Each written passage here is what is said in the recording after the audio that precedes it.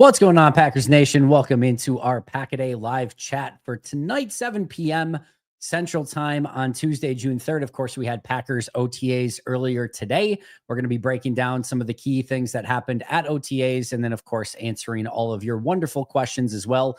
I should be here for about 45 minutes to an hour or so. And again, we'll try to get to as much as I possibly can. Obviously, if you're looking for the deep dive into everything that happened at practice, I'll have that for you tomorrow morning on the Pack-A-Day audio podcast, as well as right here on YouTube as well. Thanks as always for being here.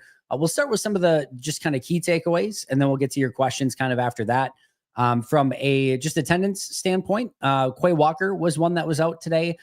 No real recognition as to why that was the case. Remember, he did not practice last week, was on the bikes and just in the rehab group. So we'll kind of keep an eye on that. Obviously, Elgton Jenkins, Jaire Alexander still not practicing. Brandon McManus returned, which was a solid sign. Tyron Herring also was one that returned to practice, who was not there a week ago. And then Nate Hobbs was out with a personal issue. So those were kind of some of the main ones just to kind of keep track of. It'll be a little bit more interesting next week as we get to mandatory minicamp.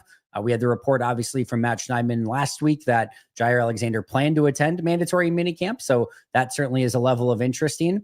And then of course, you have Elgton Jenkins and what happens with him next week as well. So that will be more of the interesting one when it comes to an attendance standpoint. As far as like major takeaways, I'm going to start with the clear and obvious one, and that is Jordan Love. I talked last week at last week's OTA that I just thought he was so calm, cool, collected, and just looked the part, meaning veteran QB stuff. Like he's been doing it now for 6 years, which is this is his 6th year, 30 years as a starter.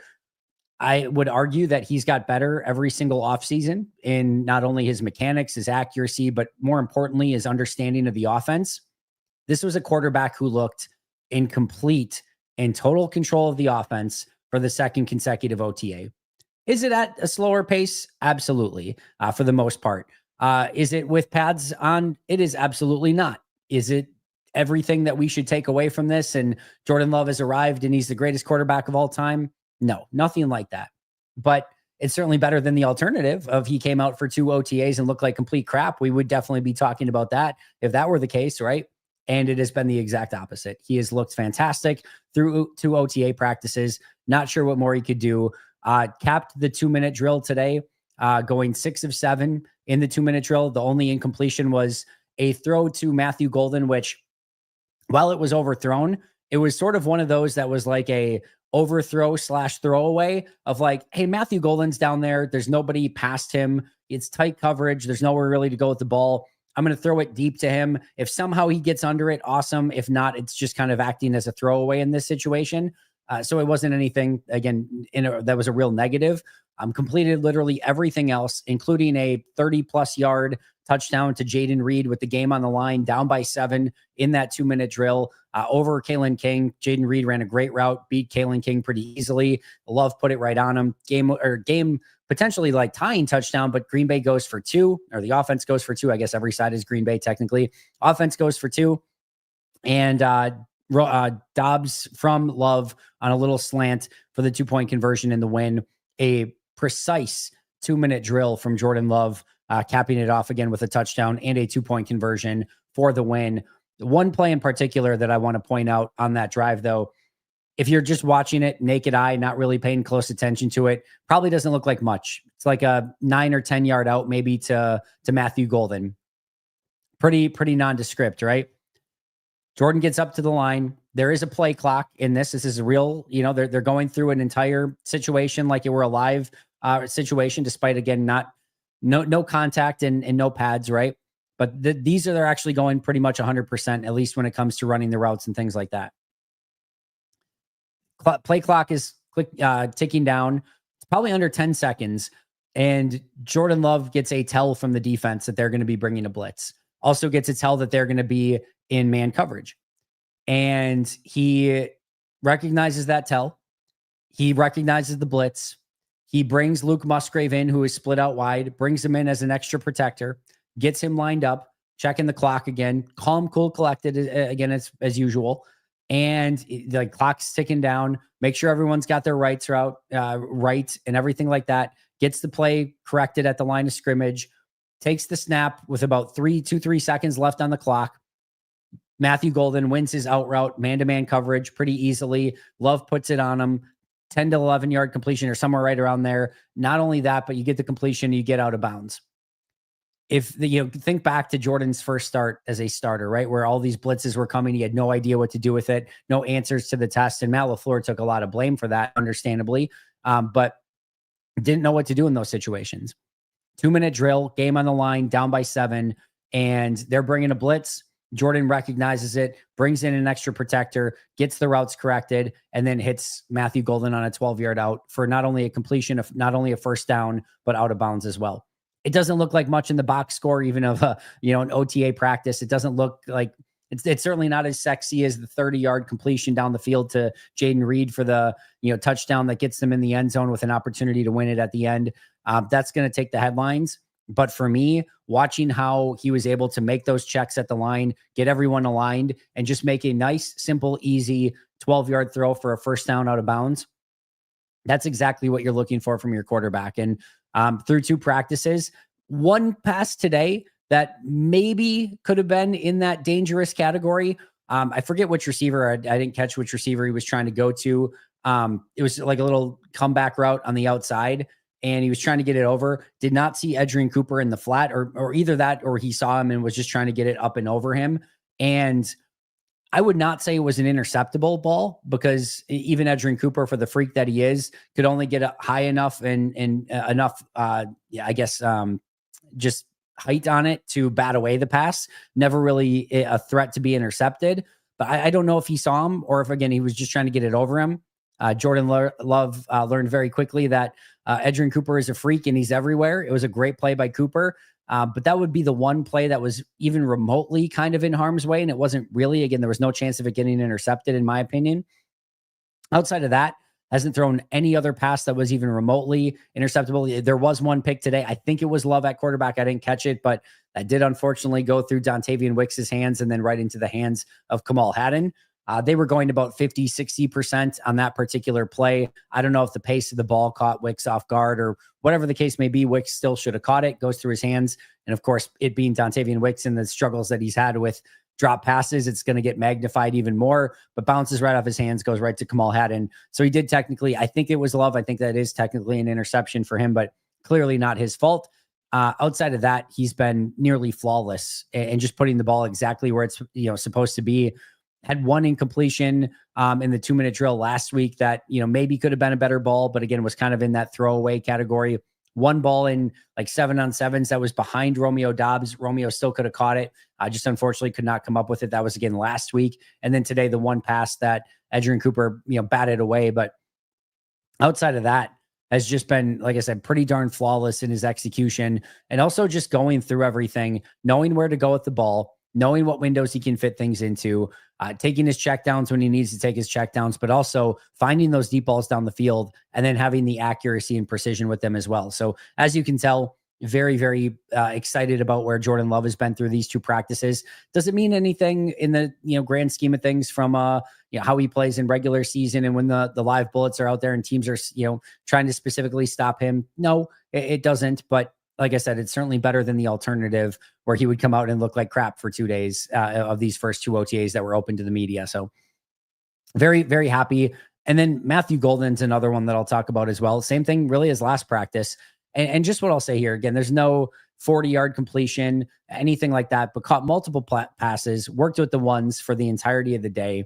And what you really notice about Golden is that everything is so natural and easy for him. And he just makes things look easy.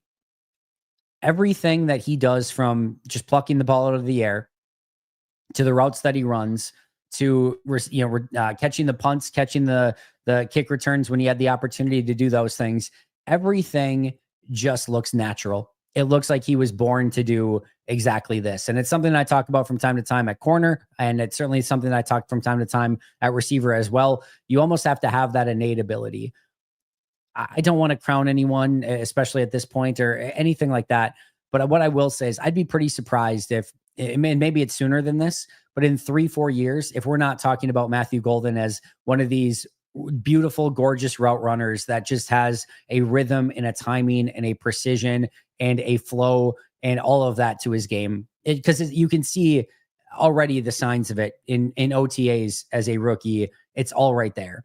And again, when the pads come on, when he gets jammed at the line of scrimmage, I am not saying that this is somebody that's, oh, he's made it. He's great. No questions asked. There's going to be adversity that he has to overcome. And there are going to be challenges in his career that he's going to have to, sort of face and hopefully come on out the other side of. But the first impressions are fantastic. It's everything that the scouting report has said. And I'm really, really excited about how he looks through these first 2 OTA practices. And just to add one more disclaimer here, I will always talk about DJ Williams this time of year. DJ Williams was the 4th round tight end that Green Bay took, I don't know, probably like 20 years ago now. Well, this is just really depressing that DJ Williams is probably 20 years ago. DJ Williams, Packers. Let's see, was drafted in 2011. All right, so thankfully not that much, but 14 years ago now? That's still a lot of years. But he tore it up in OTAs and mini camps, right? Everyone was so excited about DJ Williams and that they found this stud at tight end and in the day 3 of the draft, and he was going to be the next big thing. And once the pads came on, he was nothing, right? So I'm not saying Matthew Golden's going to be that, but it's just always a lesson that you learn that until the pads come on, you don't make too much of anything, but you do take notice of the first impressions. And Matthew Golden's could not have been a whole heck of a lot better. Again, we'll break down everything in a lot more detail. And if you guys have questions into anyone in particular, certainly feel free to ask. And like I said, when tomorrow's episode, we'll kind of go through all of the key takeaways. I thought Malik Willis looked good in the number 2 drill. Unfortunately, a big drop by Sam Brown Jr. In the end of that 2-minute drill, which kind of stalled things. Colby Wooden then batted down a pass at the line of scrimmage on a key 4th down to get the defense the win with the number 2s. Jordan Morgan got starting reps with at both left tackle and at right guard. Wasn't the starter, but did take reps with the ones at both left tackle and right guard. Your starting offensive line was once again Rasheed Walker, Banks at left guard, and then Jacob Monk at center, Sean Ryan at right guard, and Zach Tom at right tackle. Receivers were rotating in pretty well again. Josh Jacobs was out there. He looked good. Marshawn Lloyd is back. That's another big one. I thought he looked spry, and everything that we saw when he's actually been out on the field is what you saw. Hopefully no more setbacks for him. Hopefully he's had all of his injury bad luck over the last, year or so, and now it's behind him, and now he can just focus on playing football. But really great to see him back out there. Luke Musgrave had a really nice play up the seam in 7-on-7s, and just really want to see more of that. He's so freaking talented. Not many tight ends with the height, weight, speed profile of Luke Musgrave. And those are the type of plays that you just want to see with a little bit more consistency. Had 7 catches a year ago, in large part due to injury. But if he can bounce back and have a really big year this year and just stay on the field, I love their 12 personnel packages. If he can play at that level, and that should add a whole different dynamic to this offense. So nice day for him. He had a nice play in 2-minute drill last week as well. So he's putting together a couple nice practices. Offensive line, defensive line, you can't really tell a whole heck of a lot, to be honest. Just they're basically playing patty cake up front. Isaiah Simmons got time with the ones at linebacker. So your initial linebackers, and again, Quay Walker's out. Isaiah McDuffie as the Mike, and then Edgerrin Cooper and Isaiah Simmons as the outside linebackers in a 4-3. And then later on, it was Hopper at middle linebacker, then with McDuffie and Cooper on the outside. So they mixed and matched that a little bit. A lot of Javon Bullard in the slot. He was back doing team drills, which was nice. And then you had Nixon and Valentine on the outside with, of course, Xavier McKinney and Evan Williams at safety. So those are, again, kind of your key takeaways. As I said before, I'll say it again, I'll do a lot more of the deep dive on tomorrow's show. So make sure you're checking that out. But for now, I will get to your questions. And if you guys obviously have any questions specific about OTAs, I will definitely get to those as well. Again, should be here for the next 45 minutes or so. So get to as many questions as you guys would like. Charlie became a brand new YouTube member. Charlie, appreciate that a ton. Thank you so much for signing up. A great bonus episode for members this week from Ross Uglum about Matthew Golden's expectations. So you can check that out. And then, of course, the members only Q&A is coming up tomorrow. So great time to sign up to become a YouTube member. From Alex, who has been a member for 13 months. Do you think Jaire showing up for minicamp but being held out if they haven't figured out this contract could be a distraction for the team, or will it be much ado about nothing? Much ado about nothing. I don't think it's going to be a distraction for the team. It'll probably be a distraction for the media to some extent, right? Like that'll be a big story overall. Just that he's there and not practicing. So I think the biggest story clearly would be if he's there and he's practicing. That would be the biggest story because he's basically just back then. And that would be a massive story. There's 0% chance that you can let him take the field unless you've either just decided to keep him on the contract that he's on, or you've come to some sort of, conclusion as to what you're going to do with him and some sort of renegotiation or whatever that looks like. Because if he tears his ACL or his Achilles, you're on the books for the entire contract anyway. You lose any potential trade value. And it's obviously the worst case scenario. So you just can't put him out there unless you've resolved this entire process and issue. So the biggest story would be if he's actually out there practicing, because like I said, that just means he's back. If he's there and not practicing, again, it's much ado about nothing because the players know, and this is mandatory minicamp.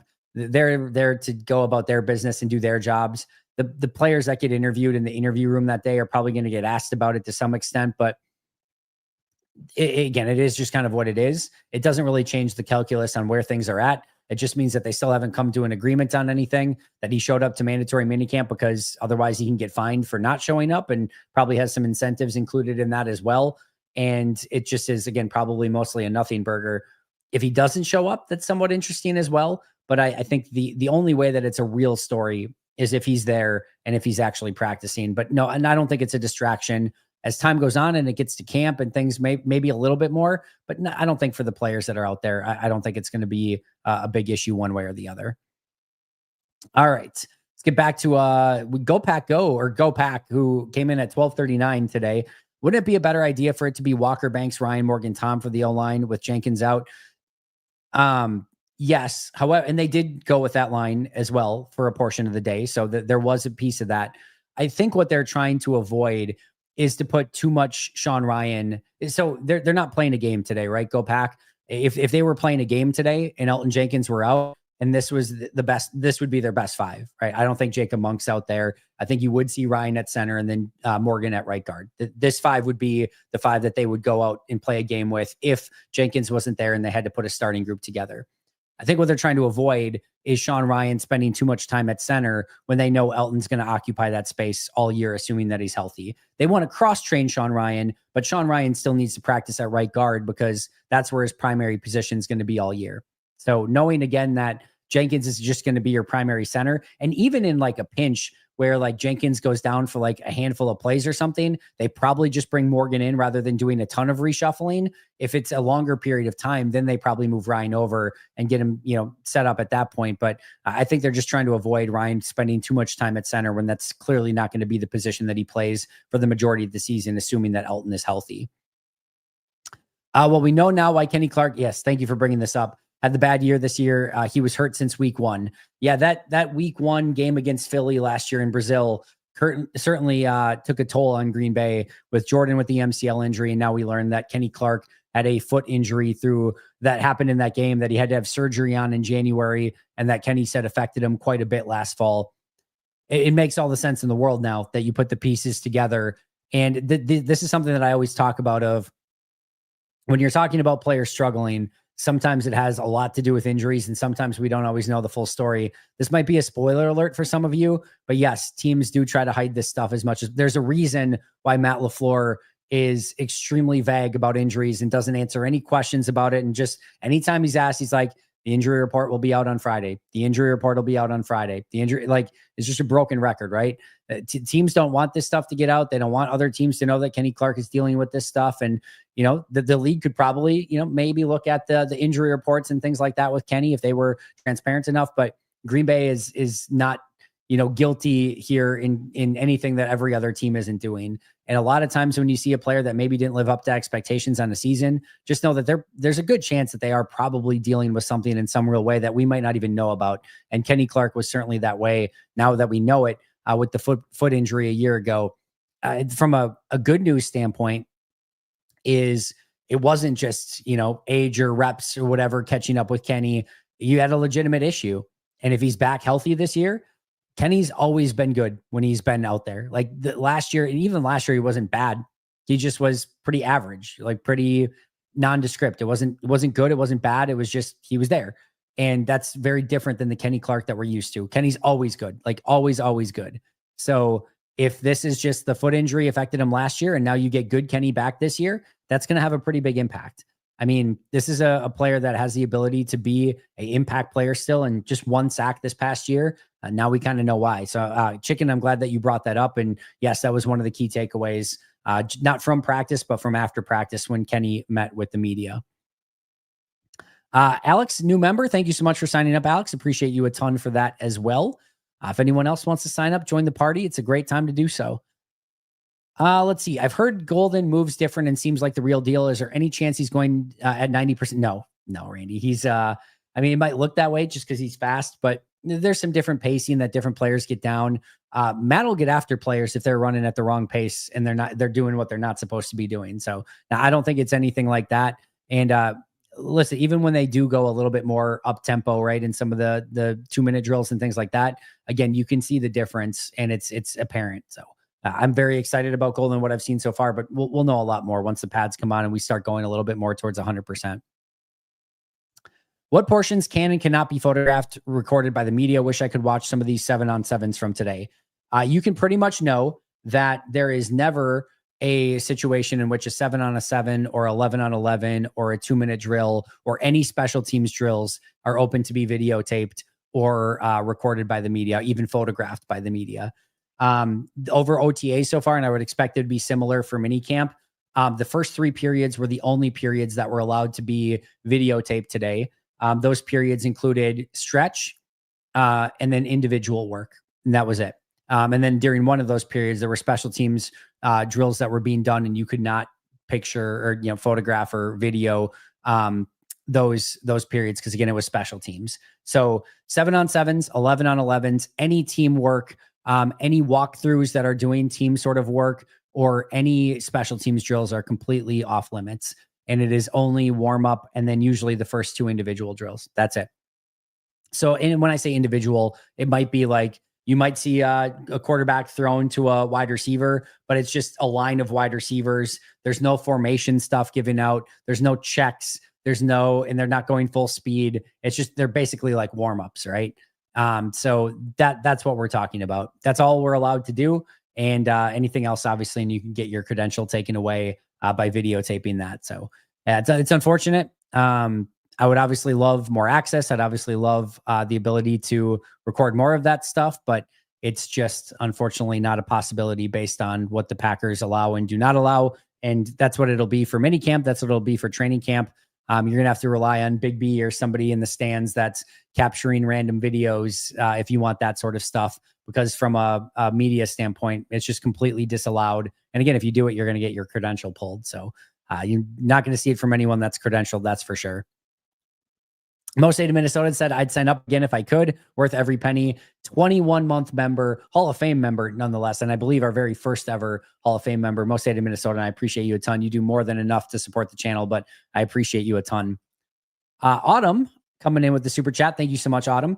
Anything to worry about with Quay not there today? I have high hopes for him this year, and I'm nervous he hasn't been active yet. Nothing that we're aware of. The only thing that we know is that Matt said last week that none of the injuries were serious. I don't think that this is contract related. And again, I don't want to stir any pot that there's no pot to stir here. I'm not trying to bring up anything. I will just note that Quay did not get his 5th-year option picked up. And by not picking it up, Green Bay made him an unrestricted free agent next year. So there were questions today of like, what does it mean to you that Zach Tom is there? And, despite the fact that he's an unrestricted free agent and everything like that and ready for a huge payday. And Matt just said it meant a ton to him. And there's questions about Zach and whether he would show up and everything. He did. But now Quay is in that same situation. He is a unrestricted free agent next year. And he could say like, hey, I want a new deal. Again, I'm not putting that out there. I do not know that. I'm not reporting that. I'm not even necessarily hypothesizing it. I am just saying that he did not participate last week. He was, doing I guess just he was part of the the group that was not working, basically the rehab group. There's the words that I was looking for. And then he was not at practice today. Could easily be much ado about nothing. Could be much ado about something. And we just don't know at this point. So I wouldn't be concerned as of yet until there's reason to be concerned. And my guess is it's going to be fine. My guess is he probably had an ailment the last week and whatever, just, wasn't at practice today. And he's probably going to be at mandatory minicamp, but we'll see if he works next week and kind of go from there. But definitely worth monitoring, Autumn, but I don't think any reason to be concerned at the moment. Hopefully he's out there sooner rather than later. Let's see. Simon, hello to you as well. Is Taylor Elgersma the truth? Here's what I will say about Taylor Elgersma without trying to get anyone fired up too much. I am talking specifically here about him just throwing to wide receivers in warm-up drills. I'm not even talking about slow pace 7-on-7s or 11-on-11s without pads. I'm not even talking about a 2-minute drill. I'm not talking about anything like that. I will just say, great size, arm is good, can really spin it, looks the part, and I'm intrigued. I love the way that he spins the ball. Like when Matt said he has a live arm, he absolutely has a live arm. Like there's something there. What it is, how he puts it together. This is a big transition from him to, from Canadian football to the NFL. I don't know. I think that there is a very strong chance that at minimum he's going to be a practice squad guy. But we saw signs, last year from a 7th round pick that they took in Michael Pratt. That had a lot of people excited. Remember, Jim Nagy, the Senior Bowl director, was like, you guys got one of the biggest steals in the entire draft by taking, Pratt in the 7th round. And Pratt couldn't even make it back to the practice squad and was released. And he is now a Tampa Bay Buccaneer. So I don't want to get anyone too excited too fast. I will just say he definitely looks the part, and I'm very intrigued at this point. And what that equates to and amounts to is probably nothing, but fun nonetheless. Next Gen Stats confirmed Andy's sandwich outlasted the John Jones era in Green Bay. John Jones? I don't know who John Jones is. We had well, there was James Jones, obviously. That era lasted a while. Who's the safety? Why can't I think of his name now? In the same draft, it's not John Jones, but now that is that's really bothering me. Who the hell was the safety that didn't work out? Is it John Jones? Josh Jones. There we go. That was bothering me. Josh Jones, I'm assuming you mean, Christopher. The sandwich run was epic. I'm not going to lie. Practice ends. I asked Paul Brett, I'm like, you think I can get to Jimmy John's in time, still get there and get in time for LaFleur? He's like, I don't think so. We made great time. Not even running, just a brisk walk. Got out of practice right away. Walked a few blocks down to Jimmy John's. No line, 5 slim, made it in moments, got out of there, ate the entire thing, finished it before I got to the press room. Final bite was right before the press room. Get there, sit down. Matt's still not there. I don't use the word epic too often. Pretty freaking epic. Not only get to Jimmy John's, not only get the order in, not only get the sandwich, not only eat the sandwich, but get there before LaFleur. It's big time stuff. That's how you know that you've been, covering these for a while now. What is it? 2018, 2019? 2019, I think. That seems crazy to say. But yeah, the big time stuff for me today. Not going to lie. I don't like to make it about me, but sometimes you got to say it like it is. And today, big time performance.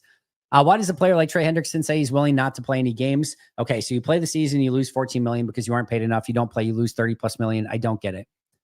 Just a leverage play. So he's going to do a Hassan Reddick is what you mean when you don't play the games, chicken. So you can't not play all of the games. You cannot play a certain amount of games before if you don't hit a certain threshold, then your contract holds to next year and you're in the same position next year and you're just in no man's land, right? So you have to play a certain amount of games. What he's basically threatening to do here is to sit out all of OTAs, all of mini camps, all of training camps, willing to take the fines, and then sit out the start of the regular season up until the point that you basically have to report or your contract's going to be the same next year and it just tolls to the next year. And then you go out there and then you're basically, saying, and he might do a hold in too, so he doesn't get the fines. He might be there and just be like, today the hamstring's bothering me. Today the back's bothering me. Sorry, I can't get out there, whatever. It's just a leverage play is all it is, chicken. And there, you can do that. It obviously is going a little bit nuclear, But sometimes when you're dealing with a team like the Bengals, you have to sort of resort to tactics that you probably would not ideally have to resort to. And the Bengals probably should just be paying him at this point. They're not. It's a complex negotiation situation, but an agent and a player are going to use everything at their disposal to gain any sort of leverage that they can. And if you're the Bengals, you certainly don't want this going into the season being a distraction. You're supposed to be a playoff team. You got Joe Burrow, Jamar Chase, T. Higgins is back. Like you've made some improvements on defense, but Bengals are going to Bengals, and you've got this Hendrickson situation. And of course, your first round pick's not there because you're haggling over contract details there. It happens in Cincinnati every single year. And Hendrickson and his agent are just trying to push the envelope and trying to get something completed so that this thing can hopefully get concluded. And I'm sure he'd probably just prefer to be a Bengal, but it's just been, I think, a very frustrating situation for Hendrickson. Talked about Golden already. Does LVN potentially moving inside for some snaps say anything about the rest of our defensive end depth? I don't think so, Jesse. Not at this point. I think he's still going to work a lot at defensive end. That still seems to be his primary position. Just trying him a couple snaps in OTAs to see what he can do as a defensive tackle. Doesn't necessarily mean anything yet, but it's noteworthy because he hasn't done a ton of it. I was going to look at that to see if he's played any of it. I'll look at it later. I'm not going to pull it up now, but I am curious if he's ever lined up on the inside in the NFL. I'd have to go back and look at that. Why is John Williams not attending? I have not heard anything. Hopefully it's nothing serious, major, whatever. The contract's done. He's obviously a 7th round pick fighting for his job. So I would assume that there has to be something that's keeping him away, and that this is not just like, player choice. He's like, you know what? Just got that big 7th round deal. Don't need to show up to OTAs, but hopefully everything's okay. And hopefully he's back for mini camps next week. Both the Packers and Lions will have new centers week 1. We'll be interested to see if anything comes of that.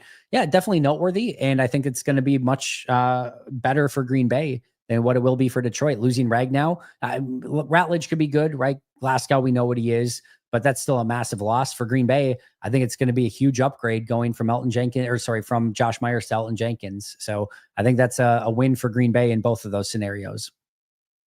In regards to Love, I'm getting so tired of the he's regressed comment that I'm ready to fight someone if I hear it in person. It's an interesting dynamic of everything. To say like he regressed, I think insinuates that like he took a step back as a quarterback. I don't think that there was, and Justice and I talked about this the other day. I don't think there was ever anything from Jordan last year that looked quite, for any consistent period of time, that looked quite like he did for that stretch of 9 games at the end of 2023 or 2023.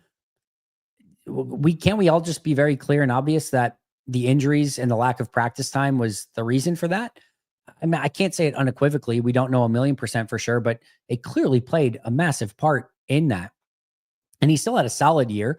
But so I think trying to paint a picture of what Jordan was last year, either saying he regressed or he was the same or he was better or anything like that, it's just not fair. You're taking a player that was basically entirely healthy in 2023, and you're taking a player who had MCL, groin, and thumb injuries in 2024 that affected him all throughout the year and caused him to miss a ton of practice time. Those aren't the same thing. We're not comparing anything remotely close to each other anymore, which is why I say, to me, this is the year for Jordan to really get a clear indicator of who he is as a quarterback. And so far, so good in OTAs.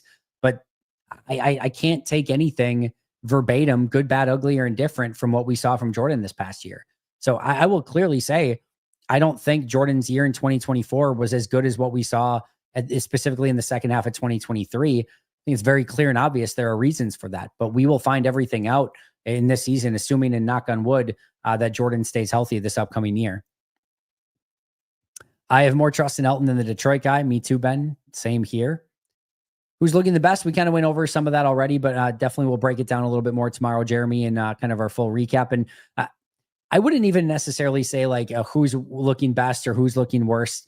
This is an OTA, not even a mini camp, not a training camp, no pads, no anything. So take everything with some grain of salt. Some players look good. Jordan Love so far, Matthew Golden. I think a lot of the receivers have looked good, but we're not going to know any of this and grading anyone or anything like that at this point.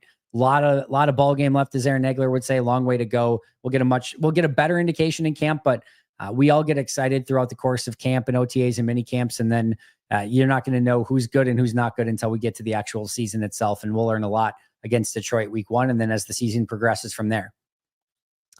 If you were the GM, would you call the Bears to trade first-round picks and just gamble the Packers are going to be better? I'm surprised we haven't seen this scenario before.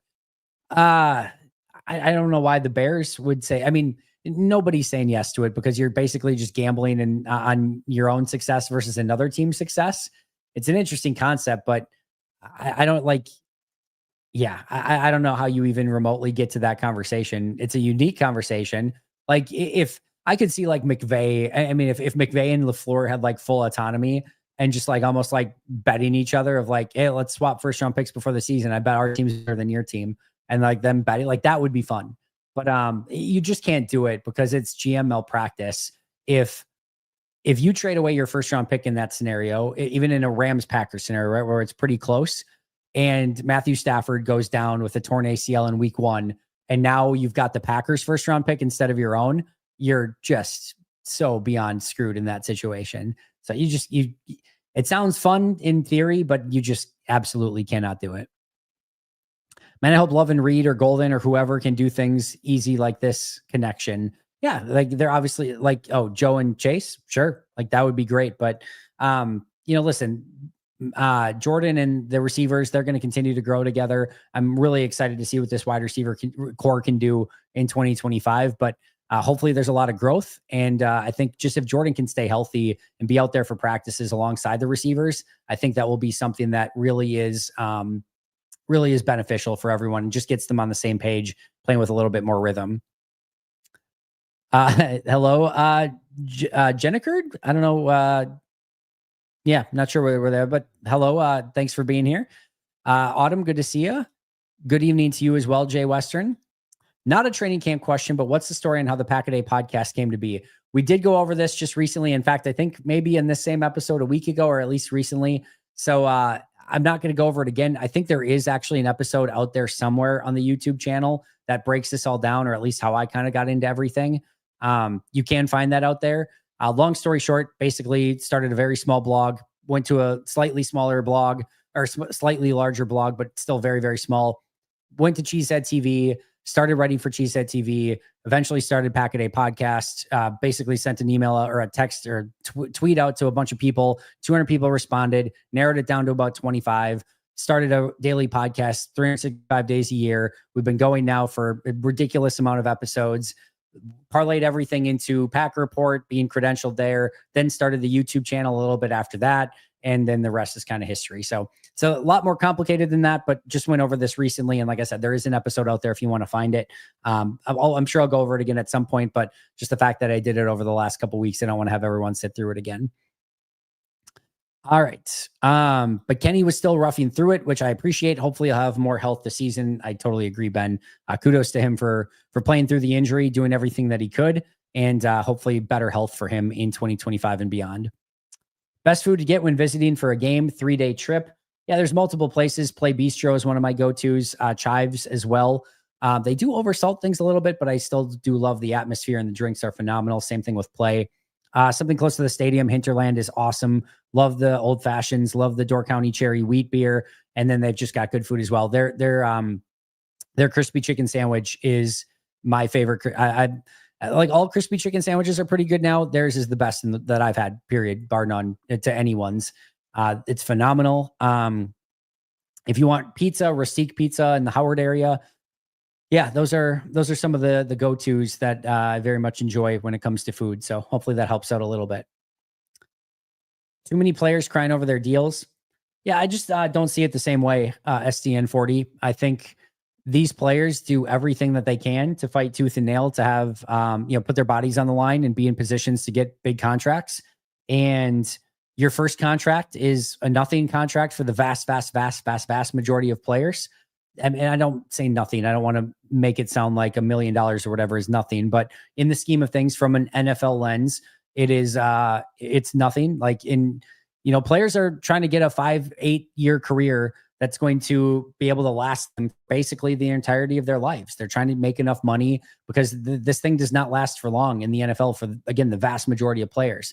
That first contract is relatively thin, and most players don't get to a third contract. So when you get to a second contract and have the ability to get a big payday, you really have to pay it off. That's the payday and the check that everyone's waiting for. And if it doesn't come, or you don't think you're going to get it, or you need to negotiate to get to that point, I get it. And then if you are somebody that's like an Elton Jenkins or whatever it might be, and you have that opportunity to get that third contractor for Jenkins, you're probably just more trying to avoid the exact same scenario that Jaire Alexander's in next year. You have to look out for yourself. And this is not a fair game. This is not a arbitration. This is not a hearing on who should get what money. This is not, if I do this, then I get this. This is a negotiation. And the Packers are a for-profit, and every other NFL team is a for-profit organization that's trying to do its best for the Green Bay Packers. And we have seen Green Bay trade away players and cut players and, be frugal when they need cutting Josh Sitton in training camp. Like, they will do what's best for them and completely cut the legs under the players if that's what they need to do in that situation. And the players are going to do the exact same thing, because that's just how this song and dance works. I understand as a fan that seeing a team and a player fight over millions of dollars, it's not the most becoming thing for either the individual or the team. But this is the song and dance in the world that we live in. And you just have to figure out a way. I'm not saying you have to embrace it, but I think accepting it and just knowing that from pretty much now until the end of time, or unless something changes in a major way, you're going to have players every single year that are in similar situations. And we're going to be talking about 2 or 3 new players next year that are holding out or looking for a new deal, or that the Packers are looking to cut, or whatever that case may be. This is just going to continue to happen. It's way contracts are structured. The Packers are looking out for number one themselves, and the players looking out for number one themselves. And both sides are in the right by doing so. So it sucks as a fan to see mom and dad fight to some extent, right? Everything would be great if it was just kumbaya and everyone could shake hands and hug and agree to exactly what the value is. It's just not the real world in which we live in. So you don't have to embrace it, but I would suggest accepting it at some level, because it's just going to continue to happen for probably almost every single season from now until the end of time. Have you noticed if Baldwin is repping at corner or safety? To be honest, I have not seen a single rep from Baldwin whatsoever. There was no number 3s today with the 2-minute drill. And when you separate, the 1s are on one side, basically like the 3s and the 2s are down on the other side. And everyone's primarily watching the 1s. And every once in a while you can get into a spot where you can kind of see, and they're kind of doing like one play will happen over here and then the other play and the other play. And you can kind of get a glimpse of both. But a lot of times if you're trying to keep an eye on both, you can't really see anything. So not many people watching that 3s. And no, I have not seen if Baldwin's been at corner or safety, unfortunately. Sans Golden, is there any rookie that has caught your eye? This is a tough answer, because first round pick is Matthew Golden. Second round pick is Anthony Belton, who has been, I think today he got kind of upgraded to the number 2 right tackle. Offensive line play is not real at this point of year. So whether he was doing awesome or terrible, it means absolutely nothing. So can't really judge him. Savion Williams is the red jersey. And I've not seen him do any team drills. I can't say for certain that he hasn't. Again, a lot of his team drills would be down on the other side. But like today, when the number 2 offense was doing the 2-minute drill, I would have expected Savion to be in there, and he wasn't. So I don't think he's doing any team activities. So I can't really get a gauge on Savion Williams. Sorrell, again, defensive end. I can't really glean much. It's fake football at this point in time for the line of scrimmage. So can't really talk about him to any real extent. 5th round pick Colin Oliver is with the rehab group. 6th round pick Warren Brinson is with the rehab group.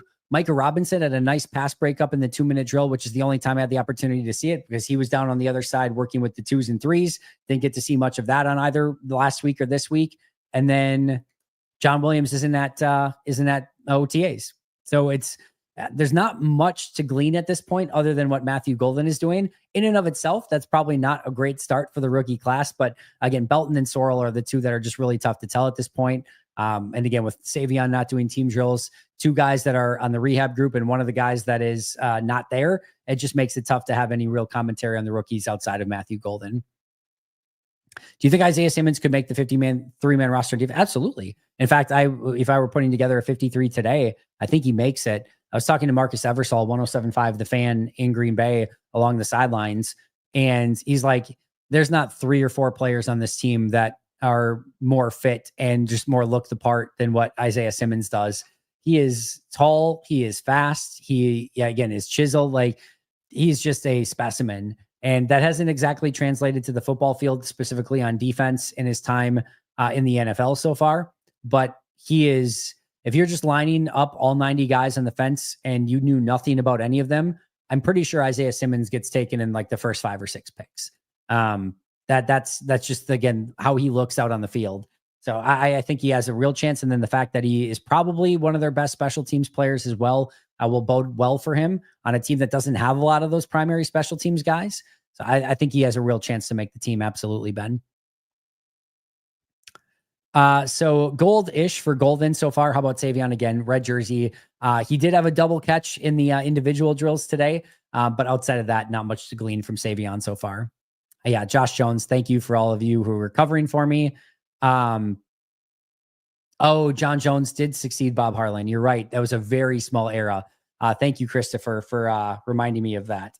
I totally forget about that very short stint in time. Jimmy John's is way overrated. Jersey Mike's is where it's at. I'm a big Jimmy John's guy. I just like their 5 slim. I don't really like almost any of their other subs, and their turkey is not good to me. And usually I'm a turkey sub guy, but they're Italian. Their 5 slim is one of my favorite fast food menu items.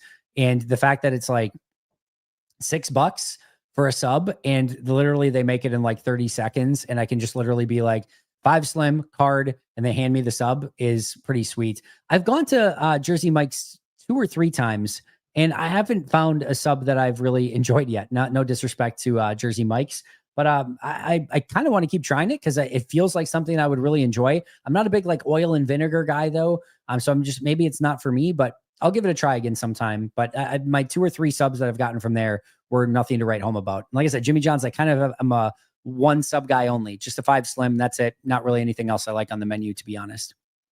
See, I don't think pricey or small for Jimmy John's, but I digress.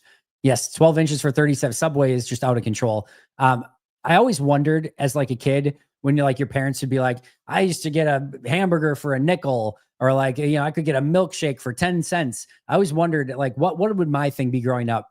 And it 1,000,000% is I used to be able to get any foot long from Subway for $5. That is completely our generations. I used to get something for a nickel. I used to be able to go into Subway and they had a deal, and it would only be some months, but I could get a $5 any foot long I wanted. There were a couple exceptions, but pretty much any foot long, $5. That is definitely our, or at least my age's version of back in my day, we could get so-and-so. It's the $5 foot long from Subway. Now they're, like you said, $37 for a 12-inch sub. It's absolutely insane. Ever since they took that stupid yoga mat, give me back the yoga mat and the bread. If I can get back to $5 foot long, I'll eat a little yoga mat in my bread to get back to $5 foot longs. If you don't know the story of that, go look it up. They basically found yoga mat in the bread. They got sued, and then they had to make real bread, apparently with no yoga mat stuff in it. And then now the prices are insane. So I'll take the yoga mat back and give me my $5 foot longs, please. I get other factors as well, but I digress. Happy Tuesday to you, HK.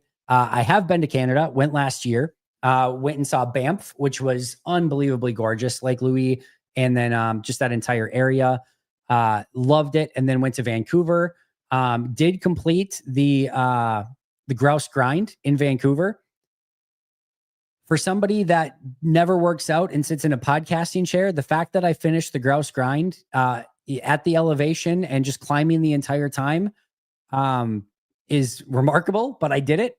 Didn't stop. I shouldn't say that. We like stopped briefly for little moments here and there, but made it all the way up and then took the gondola down. So yeah, loved Canada. Loved my time there. Really, really love Montreal and Banff. Really love that area.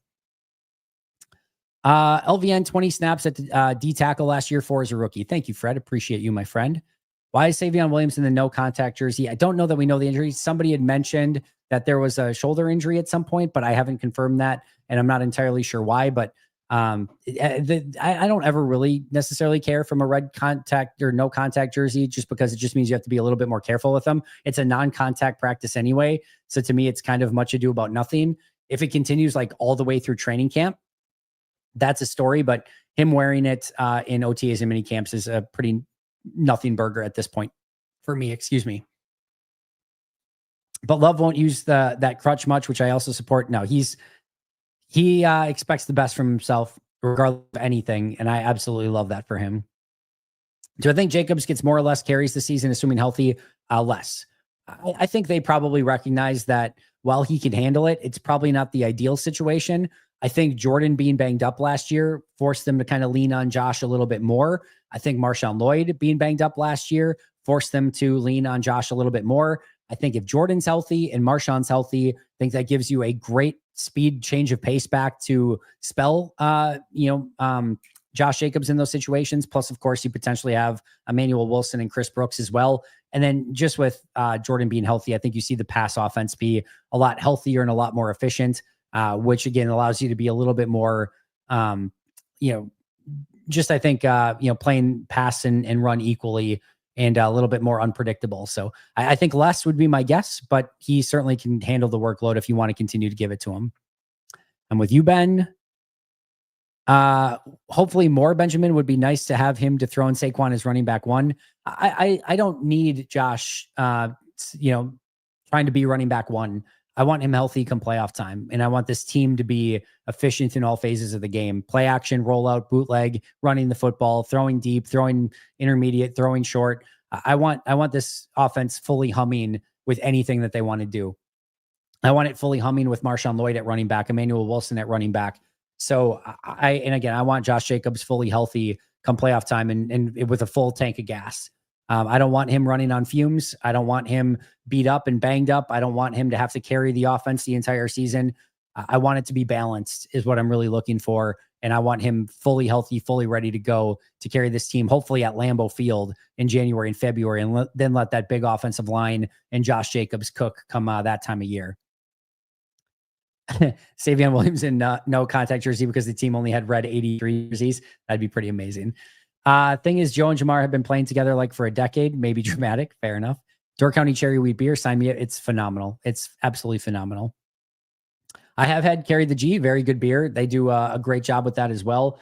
I thought I might have some in the fridge right now, but I don't think I do. So I'm gonna have to stock back up. But no, Aaron and Corey and the entire team that put that together, they did well. Very, very good tasting beer.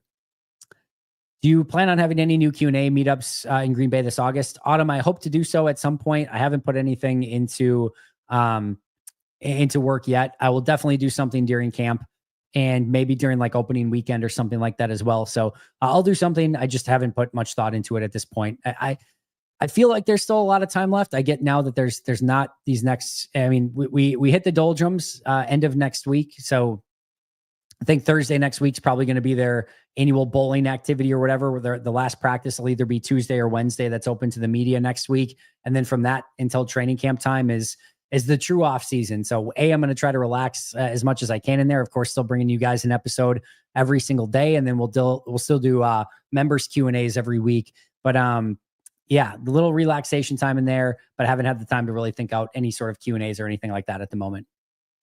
Life isn't fair. Someone saying otherwise is trying to sell you something that's probably true. Looks like you just got a haircut and then came to the conclusion I've never seen you without the Clover hat. I did not get a haircut. I do have the hair right here. It is a little bit matted down right now because of I've been wearing it basically all day, but no new haircut right now. Actually have in a little bit of need of one, to be honest. There are, I would say 8 to 9, maybe 6 to 8 non-hatted episodes out there in totality. So you can probably find somewhere between 5 and 7 episodes if you go through all the YouTube episodes with me not wearing a hat. So they do definitely exist.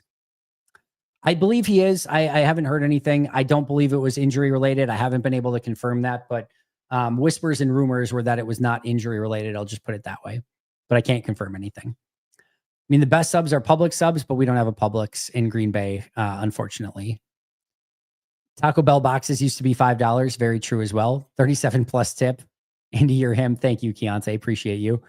Banff might be the most beautiful place on earth. Glad you enjoyed it so much. It was awesome. I really enjoyed it. I wish there was like, I'm not, I hate going on tours. And I get like sometimes when you travel, like when we went to Italy, you just got to do the tours in order to see certain stuff in Rome and things like that. But and at the Vatican, but I hate doing tours. And like with Banff, I wish that there was like better ways at certain areas that you could just kind of go and do your own pace and stuff like that. But it's not possible for obvious reasons. So I just wish that was a little bit easier to navigate, but I'm with you. Unbelievably gorgeous place. And just the mountains, the blue water, like it's heaven on earth. It's really, really cool. There's a couple places I have been, Lake Como in Italy, and Banff and Lake Louis area and things like that, where I don't care how many pictures that you take, and I don't care what kind of camera, video, whatever that you have, it just doesn't do it justice. You have to see it in person. So Banff and Lake Como in Italy, the two places for me so far that I've seen like that.